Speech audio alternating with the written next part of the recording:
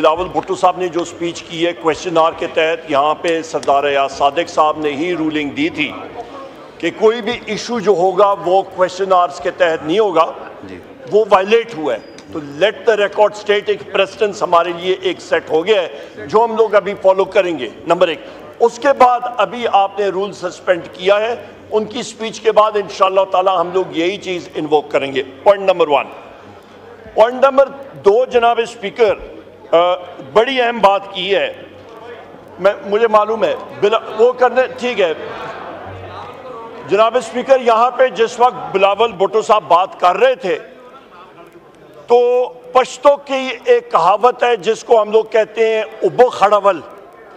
उब्बा खड़ावल का मतलब ये होता है जनाब के पानी को गदला करना। वो गदला करना वजह क्या है?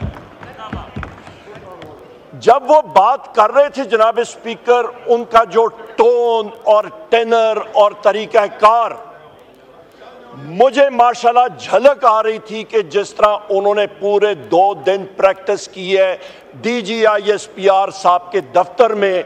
जो पाकिस्तान के अवाम इस वक्त कैदी नंबर 804 के साथ खड़े नहीं है।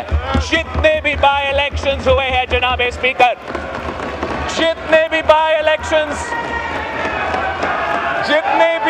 इलेक्शंस हुए हैं जनाब स्पीकर, तशरीफ रखें। जितने भी बाई इलेक्शंस हुए हैं जनाब speaker, order in the house, order in the house, उसमें ऑर्डर इन द हाउस, उसमें ये लोग हारते हैं और इत्तेहादी जमातें जीतते हैं। ये साबित करते हैं कि पाकिस्तान के अवाम इस वक्त कहां खड़े हैं और क्यों नहीं। जब कल रात जो पूरे पाकिस्तान ने एक बयान पढ़ा है कैदी नंबर 804 का, और उस बयान में इस शख्स ने अपनी सियासत को चंपाने के लिए, अपने जाती मसले में, अपने अदालत के केसेस में रिलीफ लेने के लिए हर आईनी इदारा पे हमला किया है जनाब स्पीकर।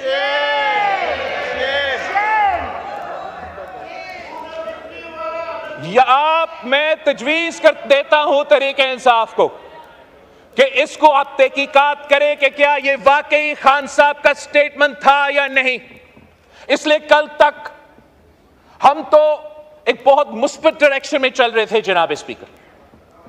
हमने एक ऐसा फोरम बनाया था जिससे मेरा उम्मीद था और है कि हम जमहूरियत और इन इदारों के फायदे में लेजिस्लेशन करेंगे। लेकिन कल रात एक हमला किया है जनाब स्पीकर, जो कि एक बार फिर जमहूरियत पे एक हमला है। ये एक इतना ऐसे प्रोवोकेटिव स्टेप है कि एक तरफ मौजूदा चीफ जस्टिस के खिलाफ कंटेम्प्ट ऑफ कोर्ट किया गया है, दूसरी तरफ आर्मी चीफ ऑफ स्टाफ पे सियासी इल्जामात लगाए गए उस ओहदा को मुतनाज़ा बनाने के लिए। तो जनाब स्पीकर, अगर खान साहब ने ये स्टेटमेंट दिया है तो फिर इस स्टेटमेंट का कॉन्सिक्वेंसेस है हमारे आईन, हमारे कानून के मुताबिक, और उन कॉन्सिक्वेंसेस को उसको भुगतना पड़ेगा। और फिर इनके जमात का जो रोना धोना होगा तब वो हमसे एतराज ना करे। खान साहब ने अगर ये स्टेटमेंट दिया है तो जो मसले खान साहब के लिए बनेंगे और खान साहब की जमात के लिए बनेंगे और खुदा ना खास्ता हमारा जमहूरी निजाम के लिए बनेंगे, वो तो उनका जिम्मेदारी है। अगर ये स्टेटमेंट खान साहब ने नहीं दिया, अगर खान साहब ने ये स्टेटमेंट नहीं दिया तो अब फौरी कायदे हिज़्ब इख्तिलाफ या उनके पार्टी का चेयरमैन एक्सप्लेनेशन दे कि ये ट्विटर अकाउंट अली अमीन साहब चला रहा था, मरवत साहब चला रहा था, इनसे पूछे खान साहब का इससे कोई वास्ता नहीं है। ये क्लैरिफिकेशन देना बहुत ही जरूरी है जनाब स्पीकर।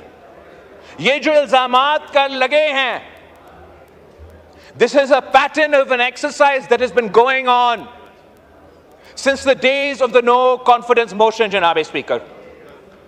तब से जब हमने एक आईनी जमहूरी कदम उठाने की कोशिश किया कि हम वजीर आजम को ना किसी अदालत के फैसले से ना किसी और अदारा के फैसले से हम इसी हाउस का वोट के अदम एतमाद से घर भेजना चाहते हैं, उसी वक्त जनाब स्पीकर कुछ इंडिविजुअल्स जो हमारे एस्टैब्लिशमेंट के इदारे में मौजूद थे और कुछ इंडिविजुअल्स जो इस सियासी जमात से ताल्लुक रखते हैं, उन्होंने मिलकर एक साजिश शुरू किया और वो साजिश एक ऑनगोइंग कू अटेम्प्ट था जनाब स्पीकर। उस कू अटेम्प्ट का पहला हमला हमारे अदम एतमाद को आर्टिकल 5 की बुनियाद पे रद्द करना, कॉन्स्टिट्यूशन का तोड़ना।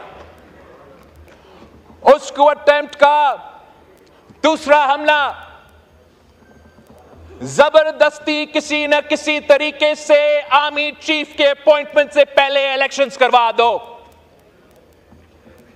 उस ऑनगोइंग कू का तीसरा हमला कि किसी न किसी तरीके से इस अपॉइंटमेंट का प्रोसेस का मुतनाजा करवा दे।